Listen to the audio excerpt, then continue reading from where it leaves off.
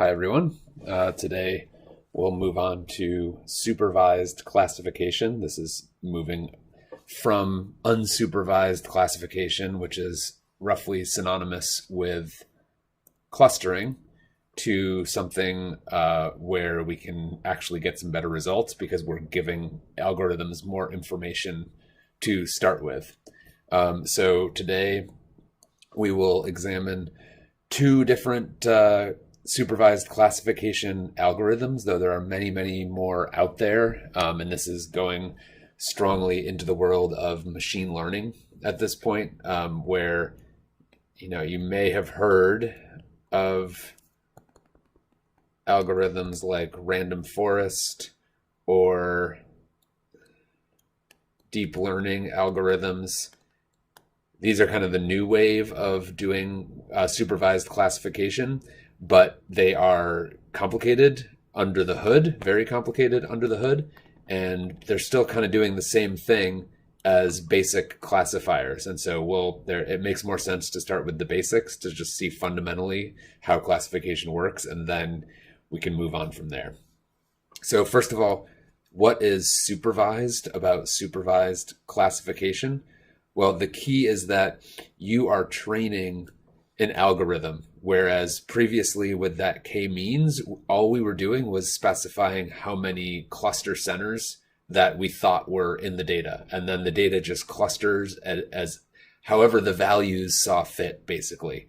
So now we are going to be a little more active in saying, what is the most likely red and near infrared reflectance values for a water class or for a forest class to inform the classifier.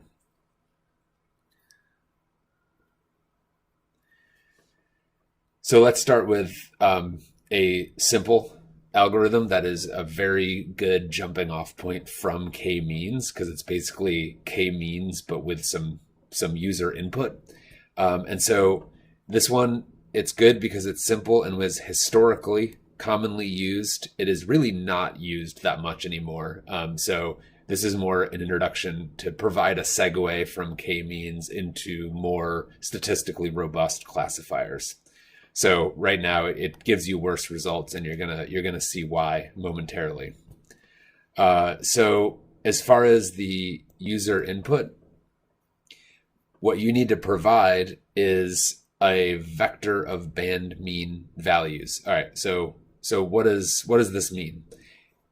If we look over here, it basically means that, and this is going to be true for all supervised classification algorithms, you're going to go into your image in NV, and you are going to pick some set of representative, I won't write that whole word, not going to fit it, representative spectra. So this is a set of n equals 10, but you'd really want to be higher than that when we get down to this in reality, n equals 10 forest spectra. And so hopefully the range of pixels that you're choosing encompasses kind of the full range of reasonable variability for that class. So you're sort of defining the spectral bounds of a given class. So in this case, we've gone and we've clicked on 10 forest spectra. And getting back to this idea of vector of band means, well, what we're doing then is this black line is the forest mean spectrum. And so this is basically our cluster centroid in this case in 6-dimensional space, because we're using all 6 bands, where we will then see what other unknown pixels, if they fall closest to this mean spectrum, this cluster centroid, or to some other, like water, soil, residential, etc., they will each have their own mean spectrum also. And so here you're seeing the numbers associated just with the mean spectrum at each band. So pointing up to near infrared right now, you get the idea. So it's just these mean values, and so this is the vector of means. So the next thing we do is calculate the distance to each mean vector for each unknown pixel value. And so that's the clustering that we're talking about. So what is the distance in n-dimensional spectral space? So if we look out here, we're just back to the more easy to visualize two-dimensional spectral space with just red and near infrared. And we're thinking about distance here. And so what does distance mean? Well, we've been thinking about it, although not articulating it yet, in clustering world as just Euclidean distance. So is this point closest based on just simple Euclidean distance to this cluster center? If so, it will be assigned to that cluster. There are other ways to calculate distance that we won't really get into in this class, but are sometimes relevant, more measures of statistical distance rather than Euclidean distance. But one just simple other way that people used to calculate distance more was this idea of city block, where you couldn't go diagonally. It's kind of antiquated at this point. So again, this is very similar to k-means, but instead of dropping random cluster centers, we're defining the cluster centers based on some sort of knowledge, i.e. a training set of forest spectra. So this particular classifier, it's fast to do, it's easy to implement. All pixels in an image are classified because they're all going to be closest to some centroid. And it's good for normally distributed data. But, really at this point, the advantages outweigh the disadvantages just because there's better options out there. And the key one that we will look a little more closely at is it doesn't take into account statistical differences between classes. And differences between the spread of values in bands. So we'll put a placeholder on that one and come back to it. So over here on the chart, we're sort of looking at this process in action. And so we have the same data set that we've been looking at previously, where we have dense urban, forest, grass, and residential. And we've now placed, based on training data, cluster centroids. And so these are not random anymore. These are placed based on the mean red and near infrared addresses for our hand chosen set of pixels. And so in this case, we want to know, how do we figure out what this unknown pixel with a near infrared and red address should be classified as? Well, in this case, it's visually obvious that it's going to be closer to the residential centroid than the forest centroid. You can see that, but what's the math behind it? So the math is just Pythagorean theorem, basically. It's going to be the square root of the sum of the squared distances. So you're seeing that down here. And so basically we're taking the address of this unknown point in red. So that's, right about here, 472. The address in near infrared, right here, and subtracting out the respective mean vector. So, what is the address of that centroid in red? What is the address of the centroid in near infrared? Subtract, square each term, just like you would in Pythagorean theorem, and then take the square root of the whole thing, and you get a distance. And so you would have to do this distance for all four classes to see which one is the minimum distance. That's the whole idea of this classifier.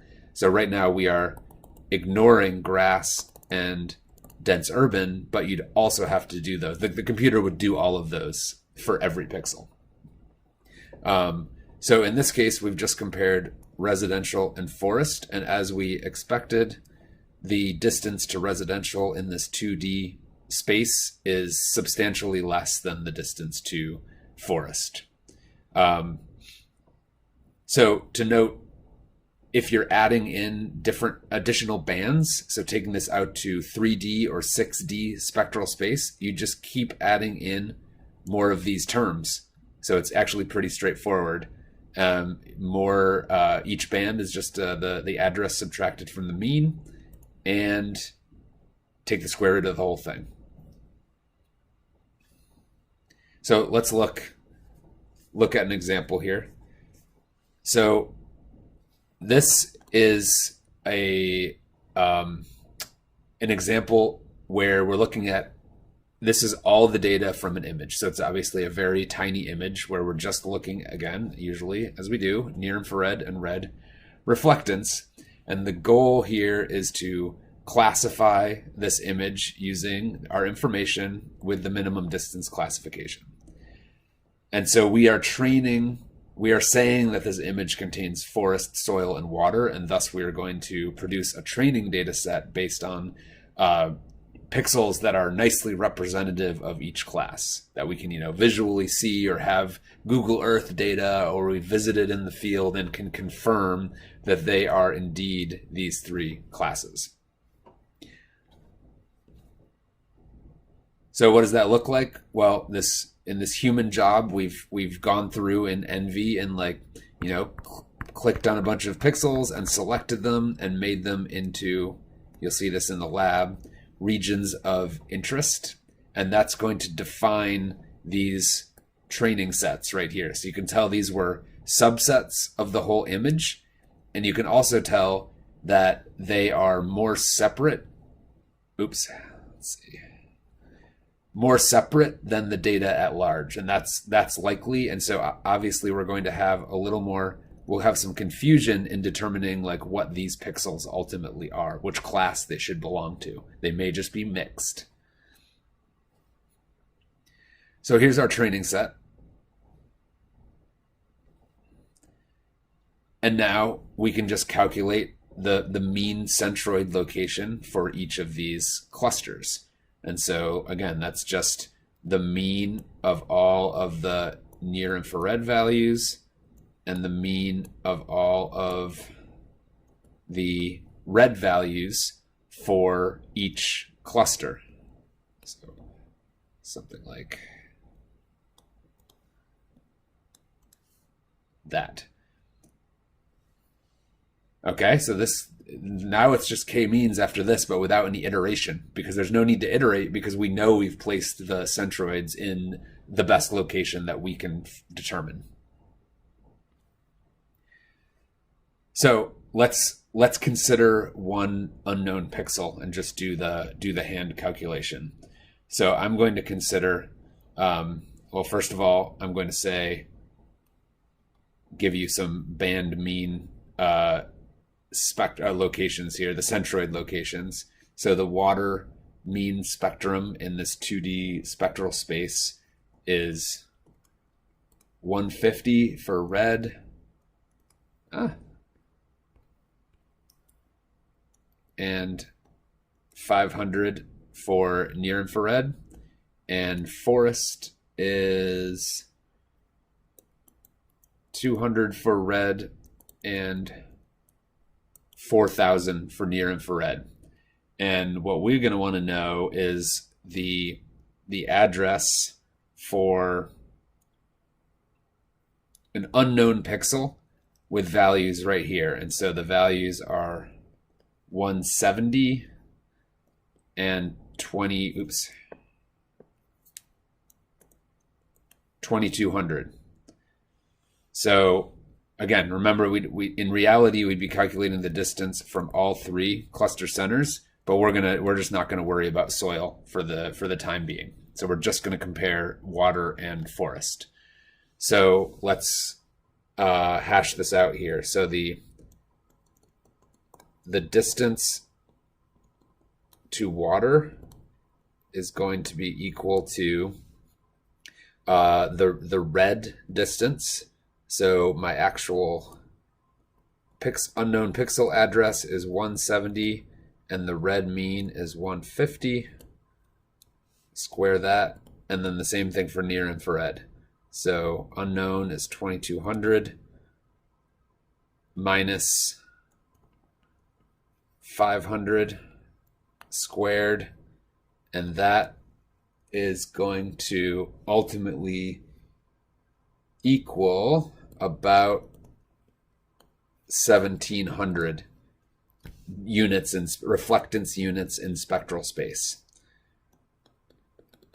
The distance for forest is going to be 170 minus 200 squared plus 2,200 minus 4,000 squared, and that is going to give us 1,800. And so the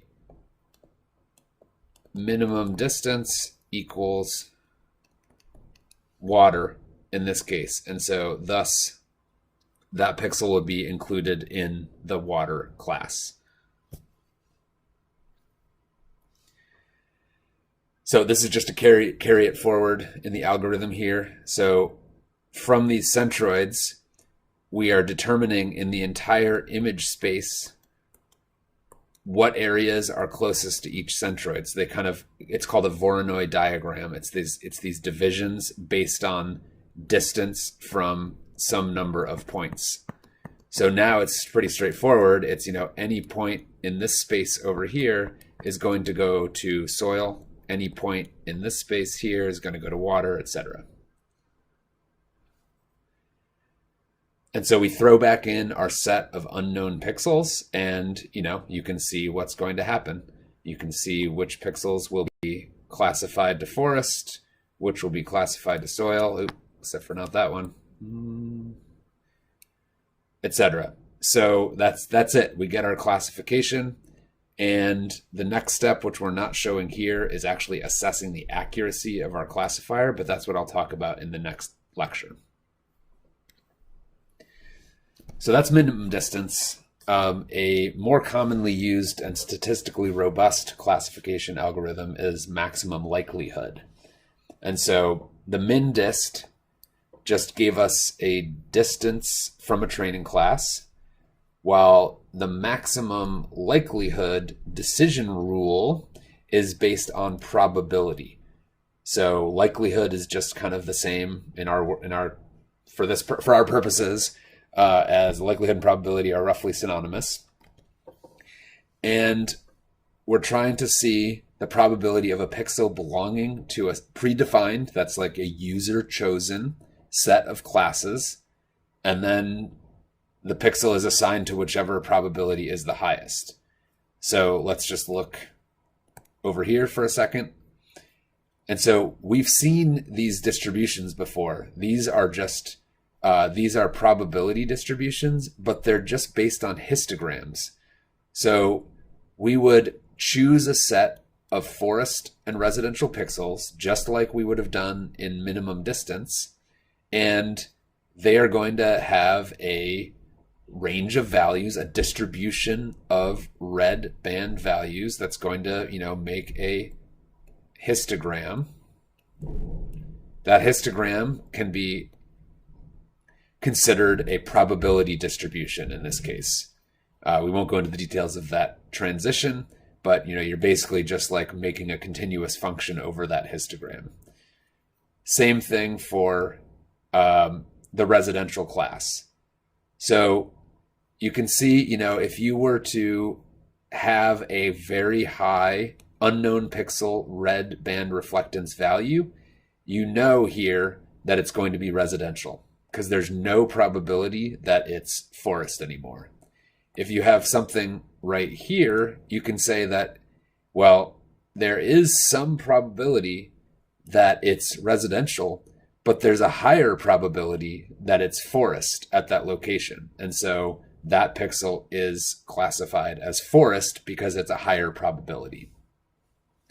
So a nice additional feature of this algorithm is that you can produce a fuzzy classification, or essentially a map of uncertainty, as well as just the hard classification.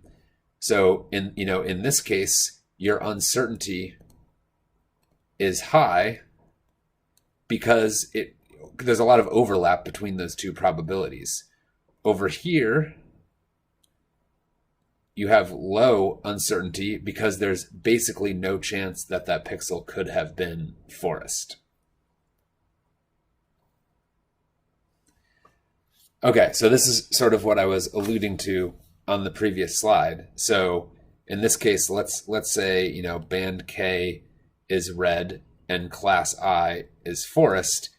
You're going to make this histogram based on your training data, the pixels that you're choosing by hand for each of your classes. And then the computer will compute a probability density function for you, which is essentially, again, just a continuous histogram for our purposes.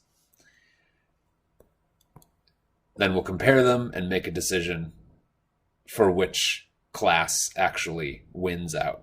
And so in this case, this class has that much probability and the other class just has that much. So that pixel would be class number 1.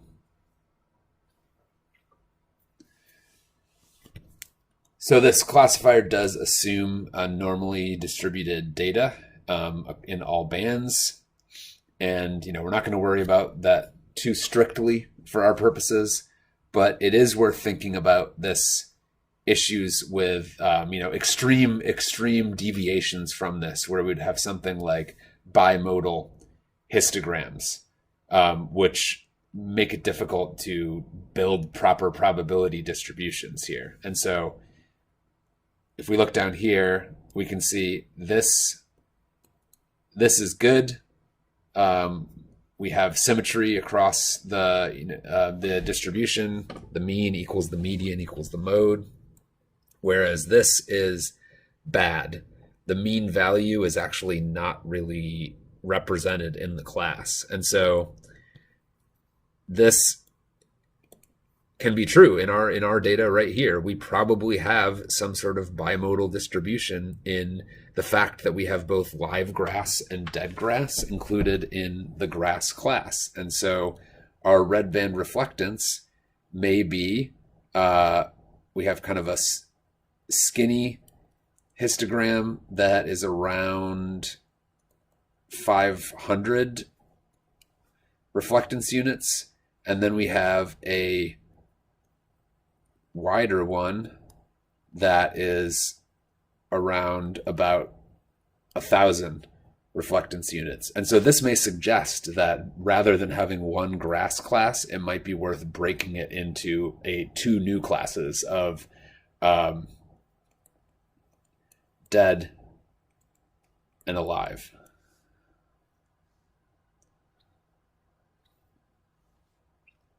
So a lot going on this slide, but this gives us the comparison, the relative advantage of maximum likelihood over minimum distance.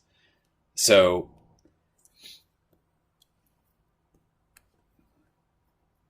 the advantage of working in this statistical space is that we can account for differences among the ranges of spectral values. So that's actually, sorry, I'm actually dealing with what we're saying down here, but that kind of gets at these visuals that we're looking at the best. So if we think about that up here and look at the dense urban class, you can see that the range of actually, sorry, the better example is forest. Let's look at the forest class, where you can see that the range of values from the centroid in the red direction, that range is a lot less than the range of values in the near infrared direction. And now we go down to the minimum distance classifier, and you can see minimum distance does not properly account for that because it's just essentially building out a radius. And so we're going to have poorer results from this minimum distance because this circle is, you know, grabbing, for example, the grass pixels that are within it, but shouldn't really be considered in it. Over here, you can see that the max like by using these ellipses instead that account for the differences between the range of values per band, we're able to better classify those grass pixels. And so to just bring this down to this visual, you can see what is going on here back in histogram land. And so this is histograms for the forest class. So we're looking at this basically. And you can see that the histogram for red is narrow and the histogram for near infrared is wide. And so that again goes back to the shape that we drew up here. So minimum distance cannot account for these differences, which is a critical limitation. That's it for now.